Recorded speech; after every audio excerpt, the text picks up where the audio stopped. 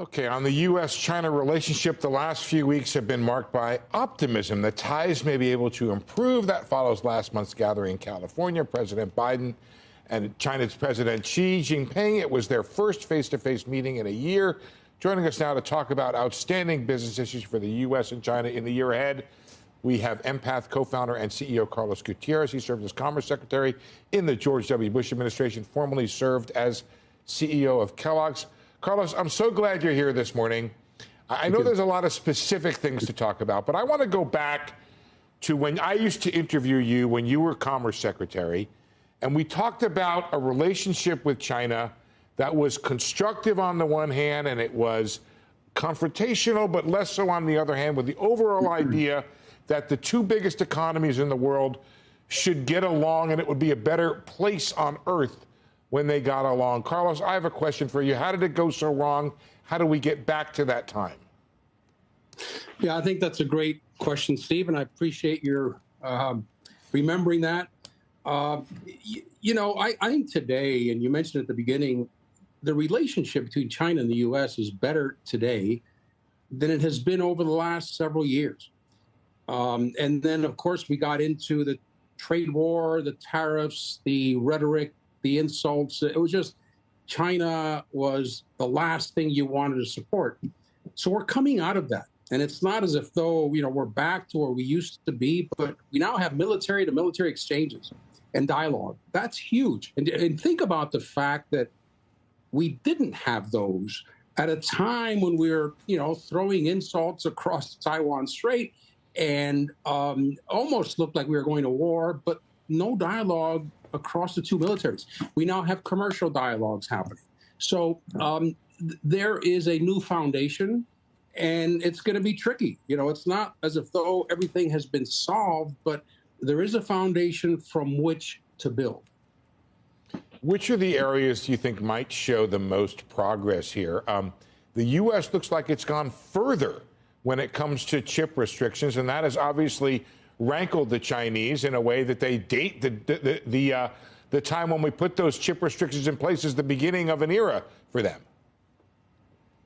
Yeah, I mean, that's technology obviously is a big issue, and the Chinese will come out soon with their data localization regulations and laws, and that's going to be an impact. And I would expect that side of the relationship to not give in the short term. There is a sense that it is a national security issue and that we need to keep it to ourselves. We can't, we just can't let it go into the open market, into the free market. I think eventually that will turn into a series of negotiations, a series of guidelines, a series of rules of engagement. But today, I don't see that moving. I think that is the core of the friction from a commercial point of view is chips and technology. I'm curious, when you look at China's approach to business, last week it caused Tencent, for instance, the game maker, to lose some $43 billion in market cap when it had these widespread curbs on video gaming. And then it came out yesterday and said, okay, well, we're going to approve 105 new online games. In response to these major losses, how much does the economic pressure force China to pivot? How much are we seeing, for instance, we're seeing foreign investment pausing because investors don't know whether it's a smart move right now to put their money in a place where the government can come in and arbitrarily make rules that cause $43 billion in losses. Yeah, I think that is the question in terms of priorities for China. President Xi Jinping has focused on political reforms, domestic political reforms, regaining control of society by the government, by the Communist Party. And this is part of it, by the way. The video game industry, before it used to be cinema, now it's video games. So I would look at this as part of that domestic control. However, there's no question that China has realized that it's time to pivot toward the economy. And as you say, foreign direct investment is down. Their property market is in trouble. local debt.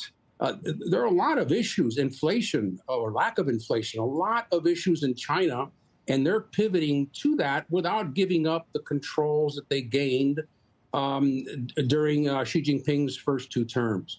So that I believe is the positive part, and that goes back to President Xi's meeting in San Francisco with CEOs. There is a sense that they're trying to lure back investors. Now, having said that, I think 2024 is a year of sort of let's wait and see. I don't see a lot of increased U.S. investment. About 50% of the companies say they're going to increase some. Some say they're going to hold or decrease. It's going to be kind of a standstill year while we both gauge each other and see whether these changes are real.